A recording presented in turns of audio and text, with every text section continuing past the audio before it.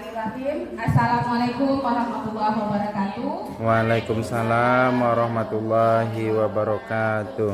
Alhamdulillahirabbil alamin. Wassalatu wassalamu ala asyrofil anbiya'i wal mursalin wa ala alihi wa sahbihi rasulillahi ajmain. Rabbi shrah li sadri wa yassir li amri wahlul 'uqdatam min lisani yafqahu qawli. Segala puji bagi Allah yang masih memberikan kesempatan dan kesehatan kepada kita semua sehingga kita masih bisa berkumpul di SMA Negeri 2 Kubu Babu Salam ini. Kemudian selawat beriringan salam marilah sama-sama kita kirimkan kepada junjungan alam yakni Nabi besar Muhammad SAW dengan mengucapkan Allahumma sholli ala sayyidina Muhammad wa ala ali sayyidina Muhammad. Semoga kita semua mendapatkan syafaatnya di yaumil akhir nanti. Amin ya rabbal alamin. Baiklah, yang saya hormati Bapak Kepala Sekolah SMA Negeri 2 Kubu Babu Salam yaitu Bapak Rahmat Azhari SPD MPD. Selanjutnya yang saya hormati Bapak Ibu Majelis Guru yang telah bersedia meluangkan waktunya untuk berkumpul di sini. Ya, saya ucapkan terima kasih banyak. Baik, pada kesempatan ini saya akan memaparkan tentang budaya positif di sekolah Bapak Ibu, yaitu tentang tugas saya mengenai aksi nyata modul 1.4 budaya positif. Nah, di sini saya punya fasilitator namanya Bapak Karnedi MPD, kemudian Bapak pengajar praktik yaitu Bapak Agus Sumarno SPD.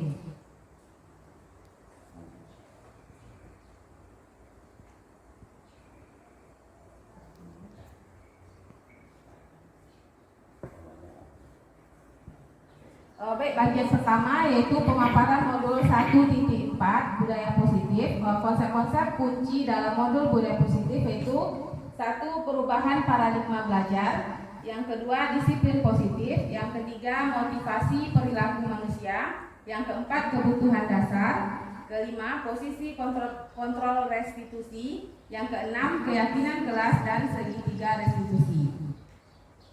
Ya, budaya positif itu adalah nilai-nilai, keyakinan-keyakinan dan kebiasaan-kebiasaan di sekolah yang berpihak pada murid agar murid dapat berkembang menjadi pribadi yang kritis, penuh hormat dan tanggung jawab.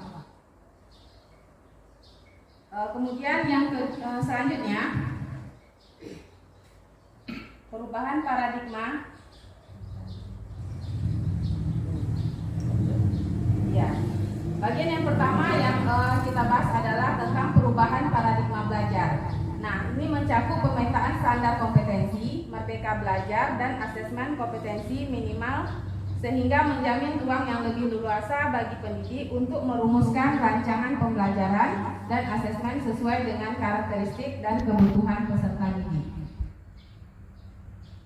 Bagian yang kedua yaitu tentang disiplin positif. Disiplin positif adalah menumbuhkan disiplin yang didorong dalam diri anak tanpa hukuman dan hadiah. Keluarga memerlukan aturan dan batasan yang jelas tentang apa yang boleh dan tidak boleh dilakukan untuk kepentingan bersama.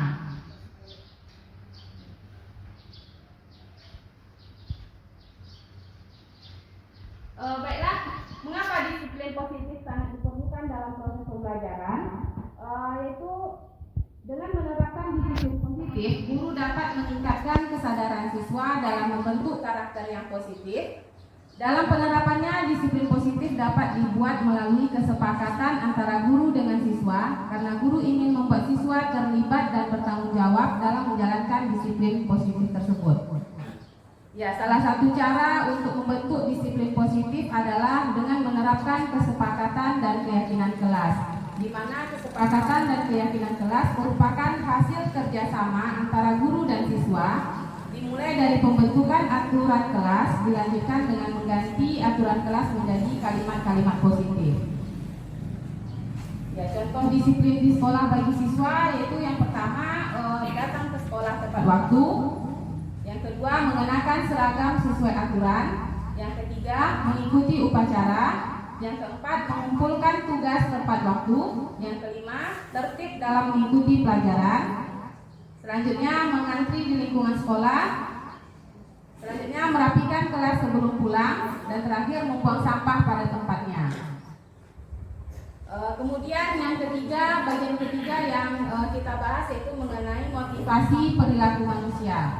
Nah, banyak motivasi kita dalam berbuat sesuatu ya Bapak Ibu. Yang pertama adalah satu, untuk menghindari ketidaknyamanan atau hukuman. Ini adalah tingkat terendah dari motivasi perilaku manusia. Biasanya orang yang motivasi perilakunya untuk menghindari hukuman atau ketidaknyamanan akan bertanya, apa yang akan terjadi apabila saya tidak melakukannya? Nah, bagian yang kedua yaitu untuk mendapatkan imbalan atau penghargaan dari orang lain. Ini motivasi yang kedua ini adalah satu tingkat di atas motivasi yang pertama. Di sini orang berperilaku untuk mendapatkan imbalan atau penghargaan dari orang lain. Orang yang dengan motivasi ini akan bertanya, apa yang akan saya dapatkan apabila saya melakukannya? Nah, motivasi yang ketiga, ini yang bagus ya Bapak Ibu, yaitu untuk menjadi orang yang mereka inginkan dan menghargai diri sendiri dengan nilai-nilai yang mereka percaya. Orang dengan motivasi ini akan bertanya, akan menjadi orang yang seperti apa apabila saya melakukannya? Mereka melakukan sesuatu karena nilai-nilai yang mereka yakini dan hargai, dan mereka melakukan karena mereka ingin menjadi orang yang melakukan nilai-nilai yang mereka yakini tersebut.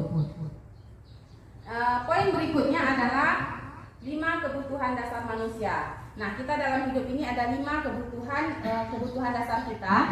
Yang pertama adalah bertahan hidup, ya, kebutuhan bertahan hidup. Berikutnya kebutuhan kasih sayang dan rasa diterima, kemudian kebebasan, kesenangan, dan penguasaan. Nah, kelima-limanya itu merupakan dasar dari kita. Baik, bagian yang pertama yaitu kebutuhan bertahan hidup. Nah, kebutuhan bertahan hidup ini, survival adalah kebutuhan yang bersifat fisiologis untuk bertahan hidup, misalnya kesehatan, rumah, dan makanan. Kebutuhan biologis sebagai bagian dari proses reproduksi termasuk kebutuhan untuk tetap bertahan hidup. Komponen psikologis pada kebutuhan ini meliputi kebutuhan akan perasaan aman. Kemudian yang kedua yaitu kebutuhan akan kasih sayang dan rasa diterima. Ya, ini untuk kebutuhan untuk diterima. Nah, kebutuhan untuk disayangi dan diterima meliputi kebutuhan akan hubungan dan koneksi sosial, kebutuhan untuk memberi dan menerima kasih sayang, dan kebutuhan untuk merasa menjadi bagian dari suatu kelompok. Kebutuhan ini juga meliputi keinginan untuk tetap terhubung dengan orang lain, seperti teman, keluarga, pasangan hidup, teman kerja, binatang peliharaan, dan kelompok di mana kita bergabung. Anak-anak yang memiliki kebutuhan dasar kasih sayang dan rasa diterima yang tinggi biasanya ingin disukai dan diterima oleh lingkungannya. Mereka juga akrab dengan orang tuanya. Biasanya mereka belajar karena suka pada gurunya. Bagi mereka, teman sebaya sangatlah penting. Mereka juga biasanya suka bekerja dalam kelompok. Ini bagian tipe yang kedua tadi ya Bapak Ibu. Kemudian bagian yang ketiga yaitu penguasaan. Nah, ini kebutuhan pengakuan atas kemampuan. Kebutuhan ini berhubungan dengan kekuatan untuk mencapai sesuatu, menjadi kompeten, menjadi terampil, diakui atas prestasi dan keterampilan kita, didengarkan dan memiliki rasa harga diri. Kebutuhan ini meliputi keinginan untuk dianggap berharga, bisa membuat perbedaan, bisa membuat pencapaian, kompeten, diakui, dihormati. Ini meliputi self-esteem. Dan keinginan ini meninggalkan pengaruh. Anak-anak yang memiliki kebutuhan dasar akan penguasaan yang tinggi biasanya selalu ingin menjadi pemimpin.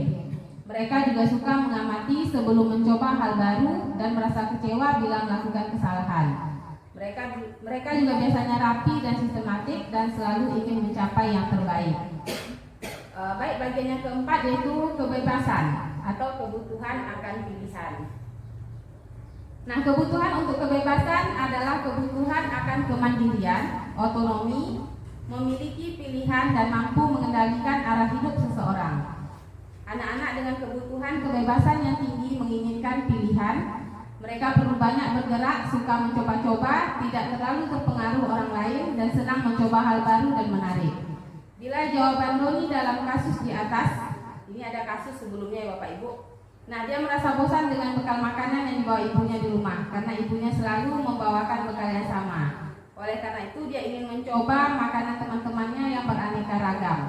Maka Doni sedang berusaha memenuhi kebutuhannya akan kebebasan. Selanjutnya yaitu 5 posisi kontrol guru terhadap murid. Nah, ini posisi kita sebagai guru. Mungkin kita bisa mengamati yang bagian mana kita ya. Posisi yang pertama yaitu pembuat merasa bersalah. Kemudian ada posisi penghukum, pemantau, teman, dan manajer. Nah, yang bagian pertama kita masuk dulu posisi penghukum. Seorang penghukum bisa menggunakan hukuman fisik maupun verbal. Orang-orang yang menjalankan posisi penghukum senantiasa mengatakan bahwa sekolah memerlukan sistem atau alat yang dapat lebih menekan murid-murid lebih dalam lagi. Nah, kemudian guru-guru yang menerapkan posisi penghukum akan berkata, patuhi aturan saya atau awas. Kamu selalu saja salah, pasti selalu yang terakhir selesai.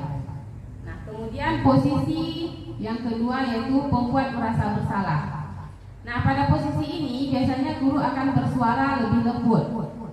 Pembuat rasa bersalah akan menggunakan keheningan yang membuat orang lain merasa tidak nyaman, bersalah, atau rendah diri.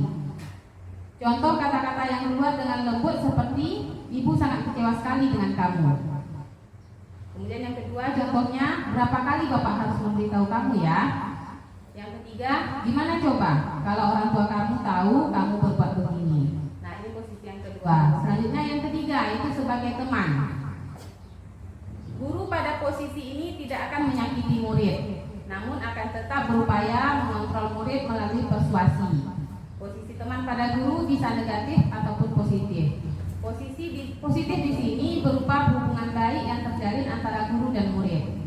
Guru di posisi teman menggunakan hubungan baik dan humor untuk mempengaruhi seseorang. Mereka akan berkata, ayo bantulah demi bapak ya. Ayo ingat tidak bantuan bapak selama ini. Ya sudah kali ini tidak apa-apa, nanti ibu bantu bereskan. Nah, itu contoh-contoh kalimat guru yang memposisikan dirinya sebagai teman. Hal negatif dari posisi teman ini adalah bila suatu saat guru tersebut tidak membantu, maka murid akan kecewa dan berkata, saya pikir bapak ibu teman saya, seperti itu. Jadi murid merasa dikecewakan dan tidak mau lagi berusaha. Hal lain yang mungkin timbul adalah murid hanya akan bertindak untuk guru tertentu dan tidak untuk guru lainnya. Murid akan tergantung pada guru tersebut, seperti itu. Jadi kalau posisi teman dia hanya bergantung pada guru-guru yang dia merasa menjadi temannya. Nah, ini posisi yang keempat yaitu pemantau. Pemantau berarti mengawasi. Pada saat ini kita mengawasi, kita bertanggung jawab atas perilaku orang-orang yang kita awasi.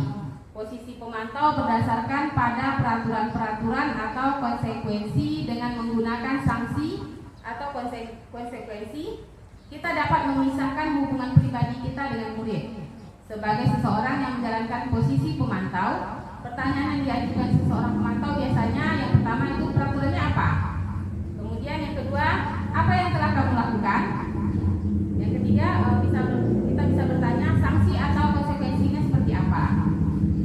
Nah, ini posisi yang paling bagus. Yang kelima ya Bapak Ibu, itu posisi manajer.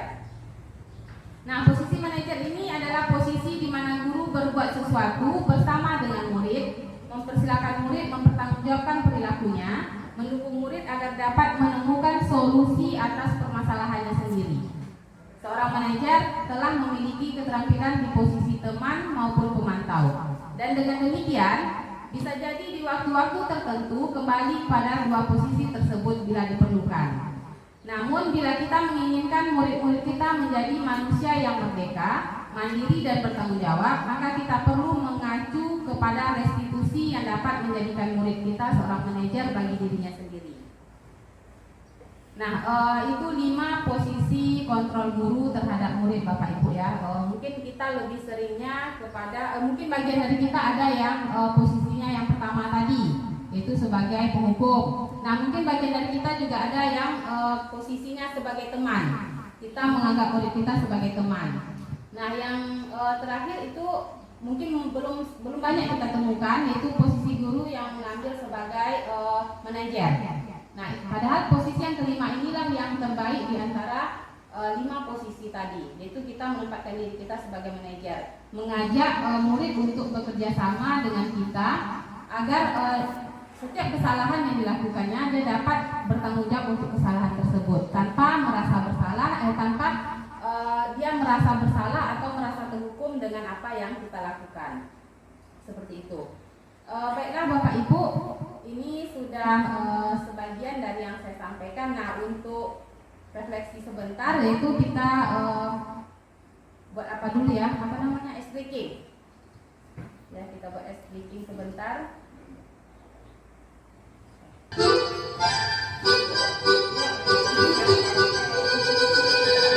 4, 3, 2.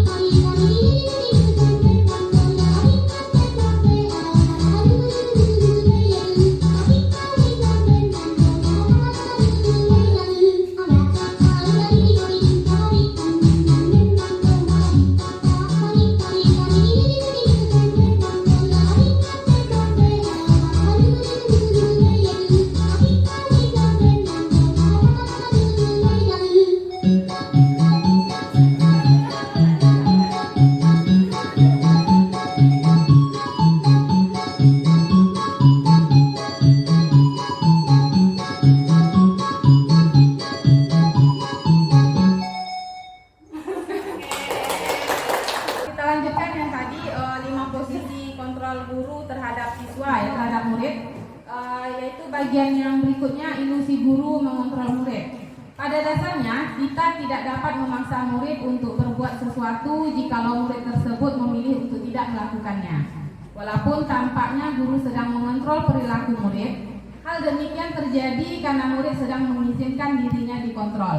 Saat itu, bentuk kontrol guru menjadi kebutuhan dasar yang dipilih murid tersebut. Teori kontrol menyatakan bahwa semua perilaku memiliki tujuan, bahkan terhadap perilaku yang tidak disukai.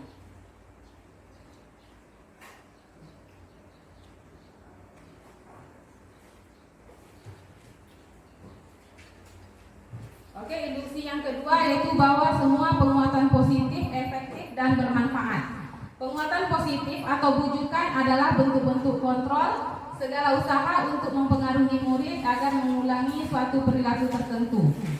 Adalah suatu usaha untuk mengontrol murid tersebut dalam jangka waktu tertentu. Kemudian murid tersebut akan menyadarinya dan mencoba untuk menolak bujukan kita, atau bisa jadi murid tersebut menjadi tergantung pada pendapat sang guru untuk berusaha. Kemudian ilusi bahwa orang dewasa memiliki hak untuk memaksa. Banyak orang dewasa yang percaya bahwa mereka memiliki tanggung jawab untuk membuat murid-murid berbuat hal-hal tertentu. Apapun yang dilakukan dapat diterima selama ada sebuah kemajuan berdasarkan sebuah pengukuran kinerja. Pada saat itu pula, orang dewasa akan menyadari bahwa perilaku memaksa tidak akan efektif untuk jangka waktu panjang dan sebuah hubungan permusuhan akan terbentuk. Nah, kemudian di sini saya juga menampilkan bahwa Bapak Pendidikan kita, Ki Hajar Dewantara, menyatakan bahwa di mana ada kemerdekaan, disitulah harus ada disiplin yang kuat. Sungguh pun disiplin itu bersifat self-disiplin, yaitu ketika kita sendiri yang mewajibkan kita dengan sekeras-kerasnya, tetapi itu sama saja. Sebab jikalau kita tidak cakap melakukan self-disiplin, wajiblah penguasa lain mendisiplinkan diri kita. Dan peraturan demikian itulah harus ada di dalam suasana yang merdeka. Ki Hajar Dewantara, Pemikiran, Konsepsi, Keteladanan, Sikap Merdeka, ya, cetakan kelima 2013 halaman 470.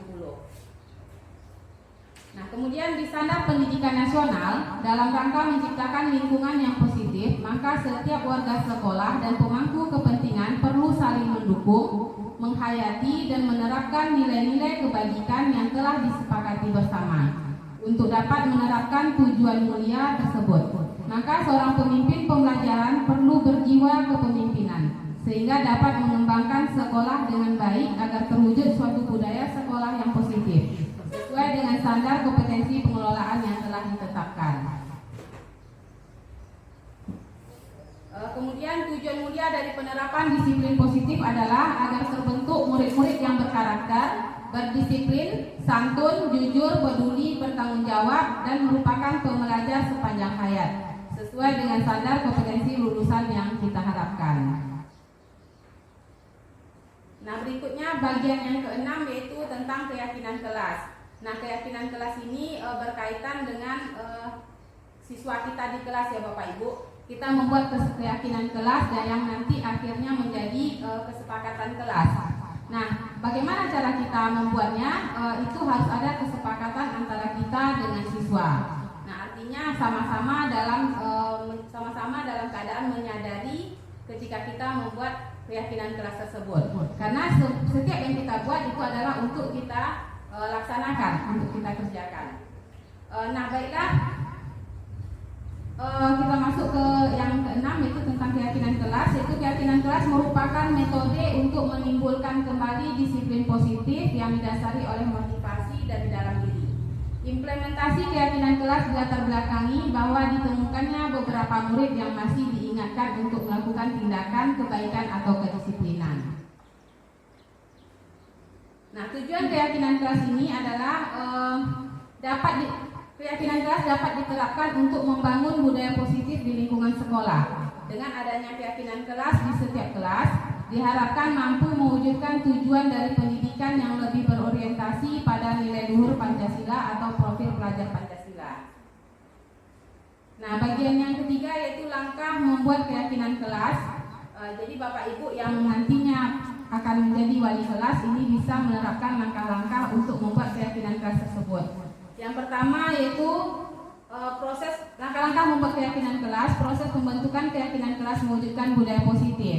Nah, yang pertama, tanyakan pendapat murid tentang masalah dan harapan kelas. Kemudian eksplorasi ide dari murid untuk mencapai kelas impian. Selanjutnya, ambil kesimpulan dari ide murid, ubahlah ide menjadi keyakinan kelas. Kemudian tanda tangani kontrak keyakinan kelas tersebut untuk disepakati bersama. Baik, kita lanjut. Dampak yang diharapkan dalam membuat keyakinan kelas yaitu keyakinan kelas yang positif akan membantu menciptakan lingkungan belajar yang positif di kelas.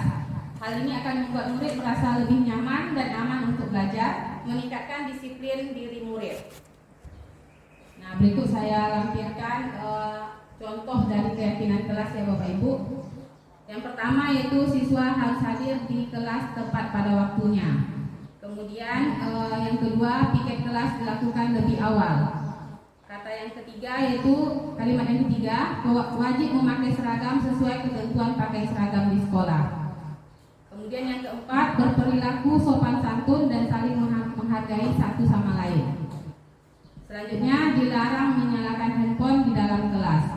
Nah, ini contoh keyakinan kelas yang dapat kita terapkan di kelas kita. Mungkin bisa kita tambah atau mungkin ada yang bisa kita kita kurangi. Yang intinya adalah keyakinan kelas di sini adalah berupa kalimat-kalimat positif ya Bapak Ibu. Jadi kalau dulu mungkin pernah kita mengatakan tidak boleh membawa HP. Nah, kalau dalam keyakinan kelas itu bukan kata tidak. Nah, kita menghindari kata tidak. Jadi dilarang menyalakan handphone di dalam kelas atau tidak boleh terlambat gitu. Jadi kalimatnya diganti menjadi siswa hadir tepat waktu. Jadi kesepakatannya apa? Kita hadir tepat waktu di sekolah. Nah, kemudian yang piket misalnya mendapat hukuman, nah kalimat positifnya apa? Diganti, piket kelas dilakukan lebih awal. Jadi ada kalimat-kalimat positif yang menggantikan kalimat perintah. Itu dia contoh dari keyakinan kelas. Nah, kemudian poin berikutnya adalah segitiga restitusi. Nah, ini dalam proses ya, proses ketika kita mendapati siswa kita ada yang bermasalah. Nah, segitiga restitusi ini adalah suatu proses dialog yang dijalankan guru atau orang tua agar dapat menghasilkan murid atau anak yang mandiri dan bertanggung jawab. Bismillahirrahmanirrahim. Assalamualaikum warahmatullahi wabarakatuh. Waalaikumsalam warahmatullahi wabarakatuh. Dan selamat pagi untuk kita semua. Baiklah, yang saya hormati Bapak Kepala Sekolah SMA Negeri 2 Kubu Babussalam. Selanjutnya yang saya hormati Bapak Ibu Majelis Guru SMA Negeri 2 Kubu Babussalam. Pada kesempatan ini perkenalkan saya Siska Anamalia, CGP Angkatan 10 Kabupaten Rokan Hilir. Pada kesempatan ini saya akan menyampaikan memaparkan tentang disiplin positif, tentang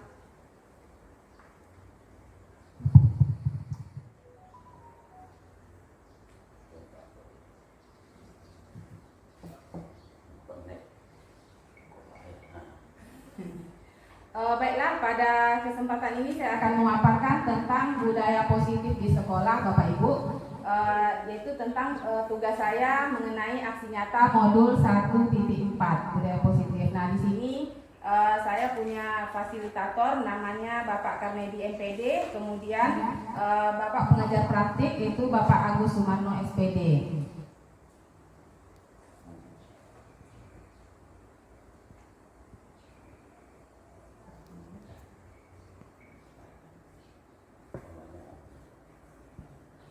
Baik, bagian pertama yaitu pemaparan modul 1.4 budaya positif. Konsep-konsep kunci dalam modul budaya positif yaitu 1. Perubahan paradigma belajar, yang kedua disiplin positif, yang ketiga motivasi perilaku manusia, yang keempat kebutuhan dasar, kelima posisi kontrol restitusi, yang keenam keyakinan kelas dan segitiga restitusi. Ya, budaya positif itu adalah nilai-nilai, keyakinan-keyakinan dan kebiasaan-kebiasaan di sekolah yang berpihak pada murid agar murid dapat berkembang menjadi pribadi yang kritis, penuh hormat dan tanggung jawab. Kemudian yang selanjutnya, perubahan paradigma. Ya. Bagian yang pertama yang kita bahas adalah tentang perubahan paradigma belajar. Nah, ini mencakup pemetaan standar kompetensi, merdeka belajar, dan asesmen kompetensi minimal sehingga menjamin ruang yang lebih leluasa bagi pendidik untuk merumuskan rancangan pembelajaran dan asesmen sesuai dengan karakteristik dan kebutuhan peserta didik. Bagian yang kedua yaitu tentang disiplin positif. Disiplin positif adalah menumbuhkan disiplin yang didorong dalam diri anak tanpa hukuman dan hadiah. Keluarga memerlukan aturan dan batasan yang jelas tentang apa yang boleh dan tidak boleh dilakukan untuk kepentingan bersama.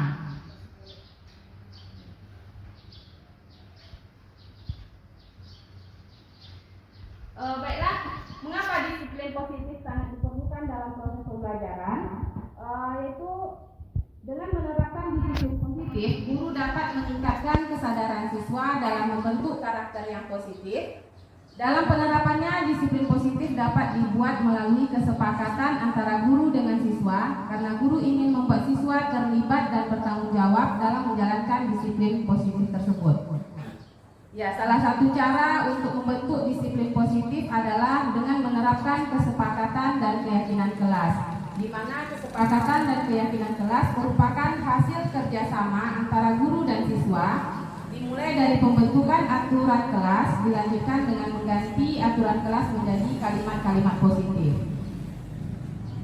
Ya, contoh disiplin di sekolah bagi siswa yaitu yang pertama datang ke sekolah tepat waktu, yang kedua mengenakan seragam sesuai aturan, yang ketiga mengikuti upacara, yang keempat mengumpulkan tugas tepat waktu, yang kelima tertib dalam mengikuti pelajaran, selanjutnya mengantri di lingkungan sekolah, selanjutnya merapikan kelas sebelum pulang, dan terakhir membuang sampah pada tempatnya. Kemudian yang ketiga, bagian ketiga yang kita bahas yaitu mengenai motivasi perilaku manusia. Nah, banyak motivasi kita dalam berbuat sesuatu ya Bapak Ibu. Yang pertama adalah satu, untuk menghindari ketidaknyamanan atau hukuman. Nah, ini adalah tingkat terendah dari motivasi perilaku manusia. Biasanya orang yang motivasi perilakunya untuk menghindari hukuman atau ketidaknyamanan akan bertanya, apa yang akan terjadi apabila saya tidak melakukannya? Nah, bagian yang kedua yaitu untuk mendapatkan imbalan atau penghargaan dari orang lain. Ini motivasi yang kedua ini adalah satu tingkat di atas motivasi yang pertama. Di sini orang berperilaku untuk mendapatkan imbalan atau penghargaan dari orang lain. Orang yang dengan motivasi ini akan bertanya, apa yang akan saya dapatkan apabila saya melakukannya? Nah, motivasi yang ketiga, ini yang bagus ya Bapak Ibu, yaitu untuk menjadi orang yang mereka inginkan dan menghargai diri sendiri dengan nilai-nilai yang mereka percaya. Orang dengan motivasi ini akan bertanya, akan menjadi orang yang seperti apa apabila saya melakukannya? Mereka melakukan sesuatu karena nilai-nilai yang mereka yakini dan hargai, dan mereka melakukan karena mereka ingin menjadi orang yang melakukan nilai-nilai yang mereka yakini tersebut. Poin berikutnya adalah 5 kebutuhan dasar manusia. Nah, kita dalam hidup ini ada 5 kebutuhan dasar kita. Yang pertama adalah bertahan hidup, ya, kebutuhan bertahan hidup. Berikutnya kebutuhan kasih sayang dan rasa diterima, kemudian kebebasan, kesenangan, dan penguasaan. Nah, kelima-lima itu merupakan dasar dari kita. Baik, bagian yang pertama yaitu kebutuhan bertahan hidup. Nah, kebutuhan bertahan hidup ini, survival adalah kebutuhan yang bersifat fisiologis untuk bertahan hidup, misalnya kesehatan, rumah, dan makanan. Kebutuhan biologis sebagai bagian dari proses reproduksi termasuk kebutuhan untuk tetap bertahan hidup. Komponen psikologis pada kebutuhan ini meliputi kebutuhan akan perasaan aman. Kemudian yang kedua yaitu kebutuhan akan kasih sayang dan rasa diterima. Ya, ini untuk kebutuhan untuk diterima. Nah, kebutuhan untuk disayangi dan diterima meliputi kebutuhan akan hubungan dan koneksi sosial, kebutuhan untuk memberi dan menerima kasih sayang, dan kebutuhan untuk merasa menjadi bagian dari suatu kelompok. Kebutuhan ini juga meliputi keinginan untuk tetap terhubung dengan orang lain, seperti teman, keluarga, pasangan hidup, teman kerja, binatang peliharaan, dan kelompok di mana kita bergabung. Anak-anak yang memiliki kebutuhan dasar kasih sayang dan rasa diterima yang tinggi biasanya ingin disukai dan diterima oleh lingkungannya. Mereka juga akrab dengan orang tuanya. Biasanya mereka belajar karena suka pada gurunya. Bagi mereka, teman sebaya sangatlah penting. Mereka juga biasanya suka bekerja dalam kelompok. Ini bagian tipe yang kedua tadi ya Bapak Ibu.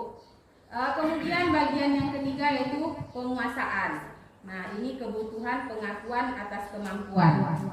Kebutuhan ini berhubungan dengan kekuatan untuk mencapai sesuatu, menjadi kompeten, menjadi terampil, diakui atas prestasi dan keterampilan kita, didengarkan dan memiliki rasa harga diri.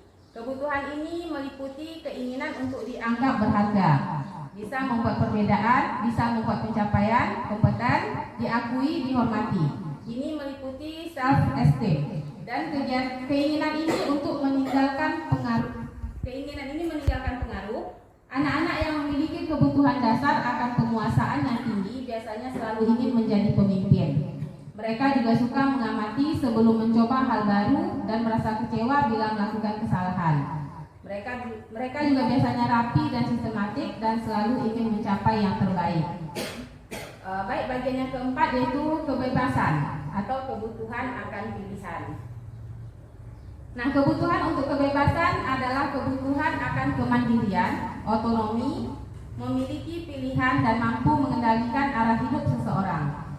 Anak-anak dengan kebutuhan kebebasan yang tinggi menginginkan pilihan. Mereka perlu banyak bergerak, suka mencoba-coba, tidak terlalu terpengaruh orang lain, dan senang mencoba hal baru dan menarik. Bila jawaban Roni dalam kasus di atas, ini ada kasus sebelumnya ya Bapak Ibu.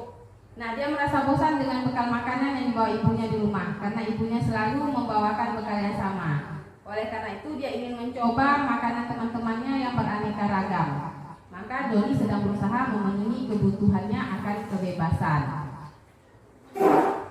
Selanjutnya yaitu 5 posisi kontrol guru terhadap murid. Nah, ini posisi kita sebagai guru. Mungkin kita bisa mengamati yang bagian mana kita ya. Posisi yang pertama yaitu pembuat merasa bersalah. Kemudian ada posisi penghukum, pemantau, teman, dan manajer. Nah, yang bagian pertama kita masuk dulu posisi penghukum. Seorang penghukum bisa menggunakan hukuman fisik maupun verbal. Orang-orang yang menjalankan posisi penghukum senantiasa mengatakan bahwa sekolah memerlukan sistem atau alat yang dapat lebih menekan murid-murid lebih dalam lagi. Nah, kemudian guru-guru yang menerapkan posisi penghukum akan berkata, patuhi aturan saya atau awas. Kamu selalu saja salah. Pasti selalu yang terakhir selesai. Nah, kemudian posisi yang kedua yaitu pembuat merasa bersalah. Nah, pada posisi ini biasanya guru akan bersuara lebih lembut. Pembuat rasa bersalah akan menggunakan keheningan yang membuat orang lain merasa tidak nyaman, bersalah, atau rendah diri. Contoh kata-kata yang keluar dengan lembut seperti, ibu sangat kecewa sekali dengan kamu. Kemudian yang kedua contohnya, berapa kali bapak harus memberitahu kamu ya. Yang ketiga, gimana coba kalau orang tua kamu tahu kamu berbuat begini. Nah, ini posisi yang kedua. Selanjutnya yang ketiga, itu sebagai teman. Guru pada posisi ini tidak akan menyakiti murid, namun akan tetap berupaya mengontrol murid melalui persuasi. Posisi teman pada guru bisa negatif ataupun positif. Posisi positif di sini berupa hubungan baik yang terjalin antara guru dan murid. Guru di posisi teman menggunakan hubungan baik dan humor untuk mempengaruhi seseorang. Mereka akan berkata, ayo bantulah demi bapak ya. Ayo ingat tidak bantuan bapak selama ini. Ya sudah kali ini tidak apa-apa, nanti ibu bantu bereskan. Nah, itu contoh-contoh kalimat guru yang memposisikan dirinya sebagai teman. Hal negatif dari posisi teman ini adalah bila suatu saat guru tersebut tidak membantu, maka murid akan kecewa dan berkata, saya pikir bapak ibu teman saya, seperti itu. Jadi murid merasa dikecewakan dan tidak mau lagi berusaha. Hal lain yang mungkin timbul adalah murid hanya akan berpindah untuk guru tertentu dan tidak untuk guru lainnya. Murid akan tergantung pada guru tersebut, seperti itu. Jadi kalau posisi teman dia hanya bergantung pada guru-guru yang dia merasa menjadi temannya. Nah, ini posisi yang keempat yaitu pemantau. Pemantau berarti mengawasi. Pada saat ini kita mengawasi, kita bertanggung jawab atas perilaku orang-orang yang kita awasi. Posisi pemantau berdasarkan pada peraturan-peraturan atau konsekuensi. Dengan menggunakan sanksi atau konsekuensi, kita dapat memisahkan hubungan pribadi kita dengan murid.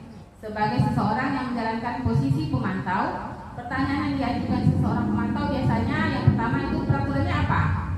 Kemudian yang kedua, apa yang telah kamu lakukan? Yang ketiga, kita bisa bertanya sanksi atau konsekuensinya seperti apa? Nah, ini posisi yang paling bagus. Yang kelima ya Bapak Ibu, itu posisi manajer.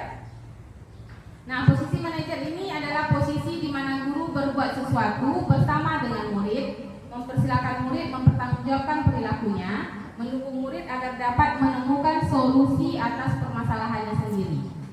Seorang manajer telah memiliki keterampilan di posisi teman maupun pemantau, dan dengan demikian bisa jadi di waktu-waktu tertentu kembali pada dua posisi tersebut bila diperlukan. Namun bila kita menginginkan murid-murid kita menjadi manusia yang merdeka, mandiri dan bertanggung jawab, maka kita perlu mengacu kepada restitusi yang dapat menjadikan murid kita seorang manajer bagi dirinya sendiri. Nah, itu 5 posisi kontrol guru terhadap murid Bapak Ibu ya. Mungkin kita lebih seringnya kepada, mungkin bagian dari kita ada yang posisinya yang pertama tadi, yaitu sebagai penghukum. Nah, mungkin bagian dari kita juga ada yang posisinya sebagai teman. Kita menganggap murid kita sebagai teman. Nah, yang terakhir itu mungkin belum banyak kita temukan, yaitu posisi guru yang mengambil sebagai manajer. Nah, padahal posisi yang kelima inilah yang terbaik di antara 5 posisi tadi, yaitu kita menempatkan diri kita sebagai manajer, mengajak murid untuk bekerja sama dengan kita agar setiap kesalahan yang dilakukannya dia dapat bertanggung jawab untuk kesalahan tersebut tanpa merasa bersalah, dia merasa bersalah atau merasa terhukum dengan apa yang kita lakukan. Seperti itu. Baiklah Bapak Ibu, ini sudah sebagian dari yang saya sampaikan. Nah, untuk refleksi sebentar, yaitu kita buat apa dulu ya? Apa namanya? Ice breaking. Ya, kita buat ice breaking sebentar.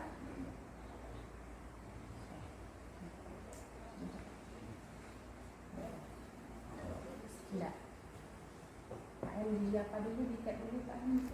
Kita cek dulu. Dimatikan kan?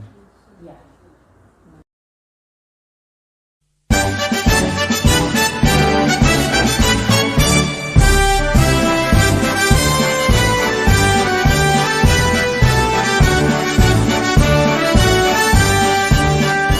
Bulatkan tekad, kuatkan hati.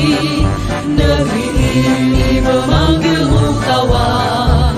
Belajar bergerak berbagi untuk negeri. Guru penggerak majukan pendidikan. Guru penggerak menghamba pada murid. Kreatif rancang pembelajaran. Hargai potensi, tingkatkan prestasi. Lahirkan profil pelajar Pancasila. Belajar bergerak berbagi untuk negeri. Kita menjalin kolaborasi. Belajar bergerak berbagi untuk negeri. Demi bakti pada Ibu Pertiwi.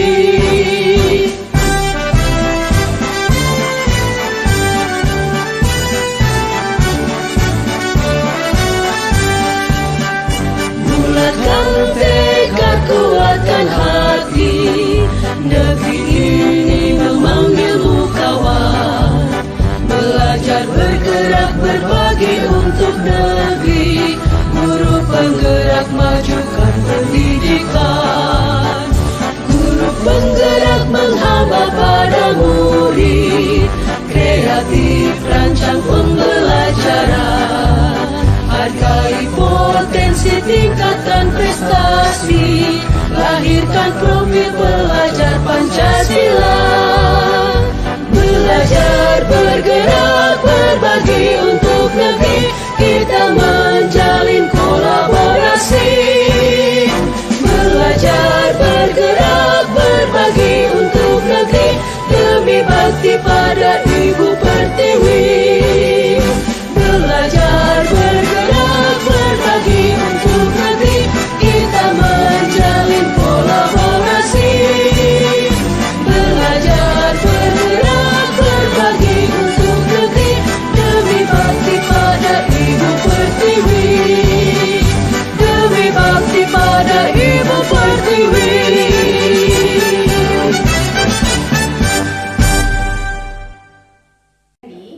Iya Bu. Tadi Ibu lihat kamu sedang bermain HP saat jam pelajaran bahasa Indonesia. Mengapa hal itu bisa terjadi? Maaf, tadi saya bosan pada saat jam pelajaran bahasa Indonesia. Dan untuk mengusir kebosanan itu, saya mainkan HP Bu. Apakah kamu tahu kalau kamu sekarang dalam masalah? Iya Bu. Baiklah, Ibu di sini bukan mencari siapa yang salah. Kita mencari penyelesaian masalah secara bersama. Berpikir bersama tentang apa yang bisa kita lakukan untuk memperbaiki situasi. melakukan kesalahan itu, kamu melakukan kesalahan itu pasti ada alasannya. Pasti seru main HP sehingga bisa menghilangkan kebosanan kamu saat belajar di kelas. Iya Bu. Ya, ibu bisa melihat kamu merasa senang memainkan HP tadi sehingga bisa menghilangkan rasa bosan kamu. Tetapi yang kamu lakukan itu merugikan orang lain karena teman-temanmu sedang belajar sehingga konsentrasi mereka terganggu melihat kamu main HP. Iya Bu. Sekarang mari kita bicara tentang keyakinan kelas kita. Apa yang kita percaya dan mana yang belum kita tunjukkan. Kita harus saling menghormati Bu. Betul sekali. Kamu masih ingat dengan keyakinan kelas kita? Nah, sekarang kita kembali saat kamu main HP tadi. Apakah ketika kamu bermain HP tadi, kamu sudah menghormati orang lain dan dirimu sendiri? Tidak Bu. Tapi kamu mendapatkan rasa senang. Menurut ibu, ada cara mendapatkan rasa senang tanpa merugikan orang lain. Bagaimana menurutmu? Iya Bu. Nah, sekarang mari kita selalu mengindahkan keyakinan kelas kita. Dan apakah kamu tahu apa yang harus kamu lakukan untuk memperbaikinya? Iya Bu, saya akan minta maaf kepada Ibu dan teman sekelas dan berjanji tidak akan mengulanginya lagi. Sekali lagi saya mohon maaf Bu. Baiklah, permohonan maafnya ibu terima. Sekarang kembalilah ke kelas untuk mengikuti pelajaran selanjutnya. Iya Bu, saya berjanji tidak akan mengulanginya lagi. Saya izin ke kelas dulu Bu. Baik, terima kasih. Semoga kamu menjadi orang sukses nantinya. Assalamualaikum warahmatullahi wabarakatuh. Perkenalkan, saya Siska Anamalia, calon guru penggerak Angkatan 10 Kabupaten Rokan Hilir. Pada kesempatan ini saya akan menyampaikan atau menampilkan video yang berhubungan dengan pembuatan keyakinan kelas atau kesepakatan kelas. Bismillahirrahmanirrahim. Assalamualaikum warahmatullahi wabarakatuh. Waalaikumsalam warahmatullahi wabarakatuh. Selamat pagi anak-anak semua. Apa kabarnya? Ya, alhamdulillah semua dalam keadaan sehat, semua dalam keadaan baik ya. Oke anak-anak ibu, untuk pagi ini kita sebelum mulai pelajaran kita akan membuat sebuah kesepakatan kelas. Nah, kesepakatan kelas ini nanti akan menjadi keyakinan kelas. Jadi untuk itu masing-masing dari kita nanti, masing-masing dari kamu akan membuat bentuk-bentuk kesepakatan atau keyakinan kelas yang ingin kamu terapkan di kelas ini. Misalnya contoh nih, apakah kamu ingin kelas ini rapi, kelas ini datang tepat waktu, kemudian apalagi misalnya tidak main HP ketika pelajaran, kemudian apalagi ya, mengikuti ekstrakurikuler misalnya, kemudian belajar yang maksimal, saling menghargai kawan misalnya, tidak ribut ketika belum menerangkan. Banyak jenisnya ya, banyak jenis seperti pembelajaran seperti apa yang kalian inginkan. Nah, pembelajaran seperti apa yang kalian inginkan yang terjadi dalam lingkungan sekolah ini atau dalam lingkungan kelas, lingkungan terkecil. Nanti ibu akan membagikan kertas. Nah, di kertas ini nanti tulis masing-masing. Ya, boleh tulis namanya, boleh hanya kode. Ya, misalnya namanya Ibu Siska Anamalia SA, seperti itu. Nah, boleh juga tidak pakai nama boleh. Nanti akan kita tempelkan di depan.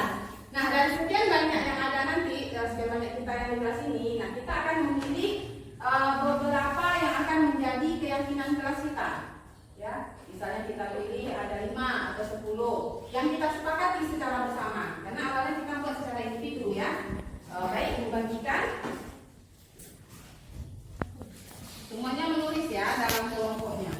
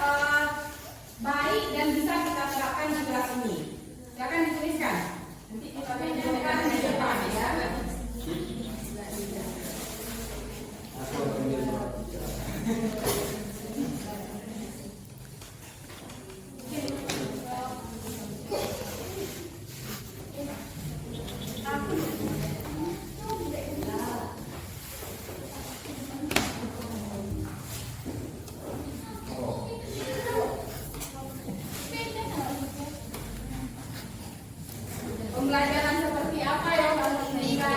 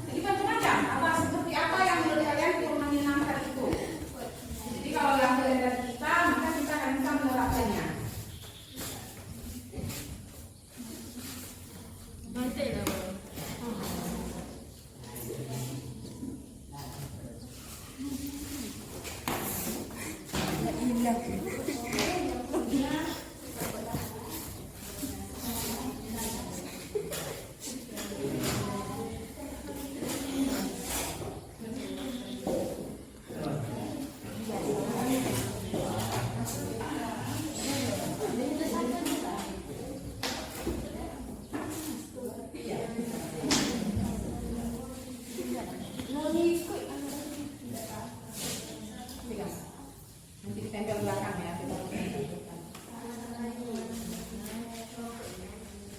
Kita perlu dipegang kan?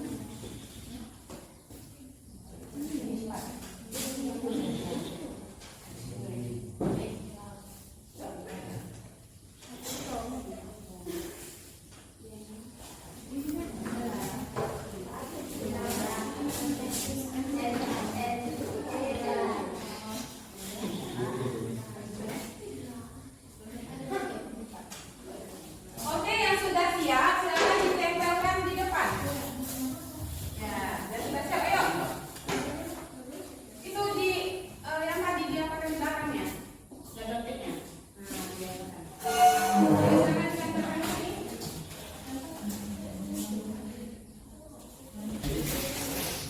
Ibu, pelan-pelan dulu ya, Ibu.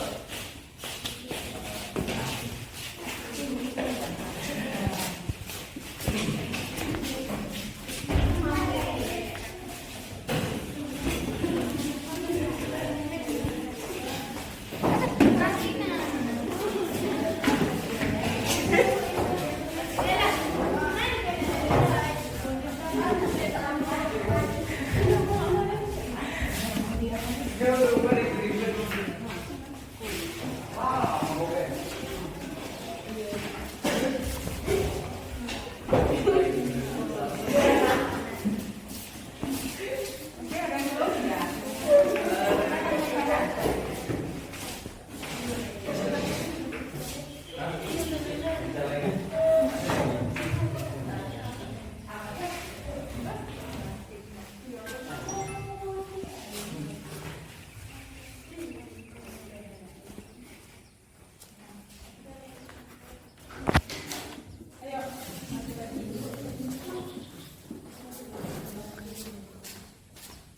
Baik, kita sudah menempelkan apa-apa yang ingin kita sepakati dalam kelas kita ya, yang nantinya akan menjadi keyakinan kelas. Baik, semuanya silakan perhatikan ke depan, Ibu bacakan.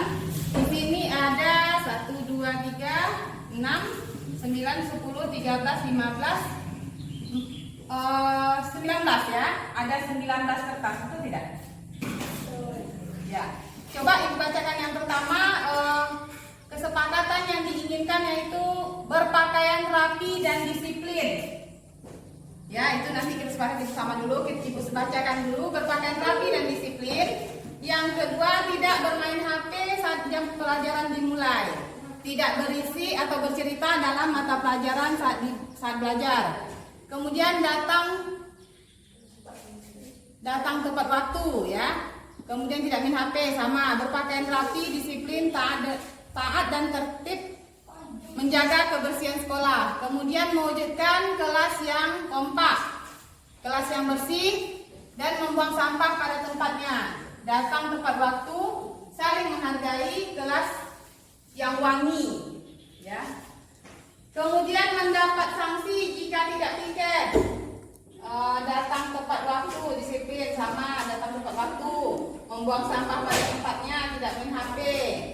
Kemudian yang berpakaian rapi, tidak ribut, merapikan rambut bagi laki-laki, kelas yang saling menghargai, jangan banyak denda, datang tepat waktu. Ya, jadi ada yang jangan banyak denda, kalau kamu denda ya datang tepat waktu ya kan. Kemudian tidak campur, tertib saat dalam melaksanakan piket, tidak terlambat datang sekolah. Oke. Jadi dari sekian banyak yang ada di depan ini ada beberapa yang sama ya. Nah, pertama bisa pilih dulu berpakaian rapi dan disiplin. Bagaimana, sepakat? Ya. Jadi sepakat ya, yang pertama berpakaian rapi dan disiplin untuk kelas ini. Oke, yang kedua tidak bermain HP saat jam pelajaran dimulai. Sepakat? Ya, jadi ketika kita dalam proses belajar kita tidak main HP. Main HP di sini, ya main HP seperti main Ya, nah kalau ada pelajaran yang memang menggunakan HP ya silakan, tapi bukan untuk main, ya, untuk belajar seperti itu. Kemudian datang tepat waktu. Setuju? Setuju. Setuju ya. Kita masuk jam 7.30, berarti datangnya jam berapa? 7.15. 7.15 sudah berada di sekolah. Oke. Berarti sudah 3 ya. Kemudian mendapat sanksi jika tidak piket. Bagaimana? Setuju tidak? Setuju. Ya setuju, katanya mendapat sanksi jika tidak piket. Nah berarti artinya semua jika tidak ingin kena sanksi berarti di piket. Ya. Itu yang keempat. Nah yang kelima, kita ambil 5 saja ya. Yang kelima, membuang sampah pada tempatnya. Setuju? Setuju. Ya, setuju ya, karena untuk menjaga kebersihan diri kita dan lingkungan kita. Nah, kalau sudah terjadi yang 5 ini, silakan ada satu lagi tadi kelas yang wangi.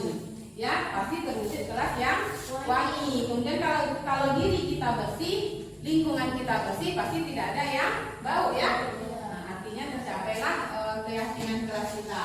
Nah, jadi yang 5 tadi nanti akan kita buatkan sebagai keyakinan kelas.